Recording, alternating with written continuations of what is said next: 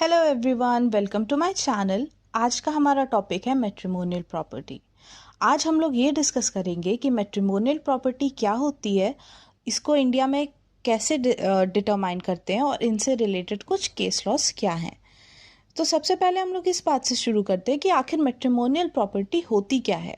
अगर हम लोग सरल भाषा में समझें तो मैट्रिमोनियल प्रॉपर्टी वो प्रॉपर्टी है जो शादी के बाद कोई भी स्पाउस यानी कि हस्बैंड या वाइफ दोनों में से कोई भी जो भी प्रॉपर्टी एक्वायर करते हैं उस प्रॉपर्टी को हम लोग मैट्रिमोनियल प्रॉपर्टी कहते हैं। शादी के दौरान कोई भी एक्वायर की हुई प्रॉपर्टी हस्बैंड और वाइफ के द्वारा मैट्रिमोनियल प्रॉपर्टी कहलाती है।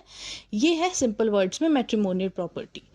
अब मैट्रिमोनियल प्रॉपर्टी क्या क्या इंक्लूड करती है? हमारी कोई भी प्रॉपर्टी मूवेबल हो, इमूवेबल हो, bank savings, investments, house hold goods, jewellery, vehicle etcetera.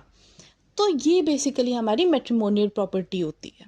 अब क्या है कि मैट्रिमोनियल प्रॉपर्टी को कहा जाता है कि दोनों हस्बैंड और वाइफ जॉइंटली ओन करते हैं। इससे फर्क नहीं पड़ता कि किसका नाम पे है वो प्रॉपर्टी, उस प्रॉपर्टी पे अधिकार दोनों हस्बैंड और वाइफ का होगा। यानी कि मान लीजिए अगर एक घर है वो हस्बैंड के नाम पे है तो वाइफ पे भी उसका उतना ही अधिकार होगा। इसको बेसिकली हम लोग कहते हैं कम्युनिटी प्रॉपर्टी का रूल। अब इंडिया में क्या है कि इंडिया में कोई कोडिफाइड मैट्रिमोनियल प्रॉपर्टी रिजीम नहीं है। जैसे कि यूएस और कनाडा में मैट्रिमोनियल प्रॉपर्टी से रिलेटेड कम्युनिटी प्रॉपर्टी लॉज होते हैं, जिन लॉज के हिसाब से अगर शादी के दौरान कोई भी प्रॉपर्टी एक्वायर की जाती है तो वो दोनों स्पाउसेस इक्वली शेयर करते हैं। यानी कि अगर शादी के दौरान दोनों में से किसी भी स्पाउस ने एक घर खरीदा तो डिवोर्स होने पे वो घर इक्वली बटेगा उन दोनों स्पाउस के बीच में। अब पूरा मैट्रिमोनियल प्रॉपर्टी का कॉन्सेप्ट ही हमारा तब इमर्ज होता है जब डिवोर्स प्रोसीडिंग शुरू होती है। तब हम लोग को डिटरमाइन करना पड़ता है कि क्या शेयर वाइफ का है, क्या शेयर हस्बैंड का है। तो ये डिवोर्स के पॉइंट ऑफ व्यू से बहुत ही इंपॉर्टेंट टॉपिक है। अब जैसे कि इंडिया है, फॉर एग्जाम्पल, इंडिया में कोई भी स्पेसिफिक लेजिस्लेशन नहीं है जहाँ पे मैट्रिमोनियल प्रॉपर्टी की बात की गई हो या फिर ये कहा गया हो कि इक्वल शेयर होगा हस्बैंड और वाइफ का प्रॉपर्टी पे। इंडिया में ये सारी चीज़ें जजेस डिसाइड करते हैं अपने डिस्क्रिशन के हिसाब से। अब देखो क्या होता है कि अपॉन डिवोर्स और सेपरेशन जो कोर्ट होता है वो बेसिकली मैट्रिमोनियल प्रॉपर्टी डिटरमाइन करता है। अब जो कोर्ट है, क्योंकि यहाँ पे कोई फिक्स लॉ है नहीं, तो जो कोर्ट है वो अपने डिस्क्रिशन पे से प्रॉपर्टी राइट्स डिटरमाइन करता है। और इनके बेसिकली 3 क्वेश्चंस होते हैं। पहला तो किसने प्रॉपर्टी के लिए पैसे दिए, who paid for the property financially. दूसरा कि क्या वाइफ का कंट्रीब्यूशन था उस प्रॉपर्टी में, इवन नॉन फाइनेंशियली। मान लीजिए एक घर है जिसमें हस्बैंड और वाइफ दोनों रिसाइड कर रहे हैं और उस घर पे जो हस्बैंड है उसने पूरा इन्वेस्टमेंट किया है, लेकिन जो वाइफ है वो उस घर में प्राइमरी केयर टेकर है। तो वाइफ ने नॉन फाइनेंशियली भी उस घर की केयर तो करी, उस पे कंट्रीब्यूट तो किया। तो ये सारी चीज़ें डिटरमाइन करता है कोर्ट। उसके बाद कोर्ट ये देखता है कि क्या वाइफ को एलिमनी या मेंटेनेंस चाहिए होता है, क्या इसको ज़रूरत है अभी एलिमनी या मेंटेनेंस की। इन सब के बेसिस पे जो है कोर्ट डिसाइड करता है कि हम लोग इस प्रॉपर्टी को मैट्रिमोनियल प्रॉपर्टी कंसीडर करेंगे या नहीं कंसीडर करेंगे। अब इंडिया में ये अभी भी एक इवॉल्विंग एरिया ऑफ लॉ है, क्योंकि यहाँ पे अभी भी हमारे यहाँ पे बहुत सारे फेमिनिस्ट मूवमेंट्स हैं, बहुत सारे एक्टिविस्ट हैं, बहुत सारे लीगल स्कॉलर्स हैं जो आए दिन डिमांड करते हैं for equal property rights to women upon divorce. अब इनका बेसिक आइडिया क्या है कि जो होम मेकर्स हैं वो भी मैरिज में कंट्रीब्यूट करती हैं और उनको भी इक्वल शेयर ऑफ प्रॉपर्टी मिलना चाहिए। केवल फाइनेंशियल कंट्रीब्यूशन ही एक मैरिज को सफल नहीं बनाता है। इमोशनल और मेंटल कंट्रीब्यूशन, फिजिकल कंट्रीब्यूशन भी एक मैरिज के लिए बहुत इंपॉर्टेंट होता है।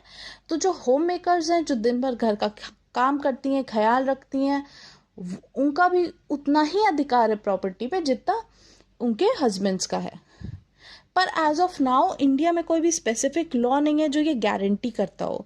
पर हाँ, पार्लियामेंट में काफ़ी बिल्स के प्रपोजल्स आए हैं जिनमें अभी तक डिस्कशन तो नहीं हुआ है, बट प्रपोजल्स ज़रूर आए हैं हमारे पार्लियामेंट में। अब हम लोग मैट्रिमोनियल प्रॉपर्टी से रिलेटेड कुछ केस लॉज देखेंगे। पहला हमारा केस लॉ है बीपी अचाला आनंद वर्सेस एस अप्पी रेड्डी, 2005 का केस है ये। तो इसमें क्या होता है, एक हस्बैंड है, वो अपनी वाइफ को एक आर्ग्यूमेंट के बाद घर से निकाल देता है, घर से इविक्ट कर देता है, ये कह के कि इस घर पे तुम्हारा अधिकार नहीं है क्योंकि ये घर तो मैंने अपने पैसों से लिया है। तो इसमें इशू ये रेज हुआ था कि क्या वाइफ का अधिकार है कि वो मैट्रिमोनियल होम पे डिसाइड करे। तो सुप्रीम कोर्ट ने ये हेल्ड किया था कि जो वाइफ है उसके पास पूरा अधिकार है कि वो मैट्रिमोनियल होम पे रहे, चाहे वो होम उसके नाम पे हो, वो घर उसके नाम पे हो या ना हो। हमारा दूसरा केस है प्रतिभा रानी वर्सेस सूरज कुमार, 1985। अब इसमें क्या होता है कि प्रतिभा रानी को उनका स्त्री धन उनके इन-लॉज नहीं दे रहे होते। स्त्री धन क्या होता है?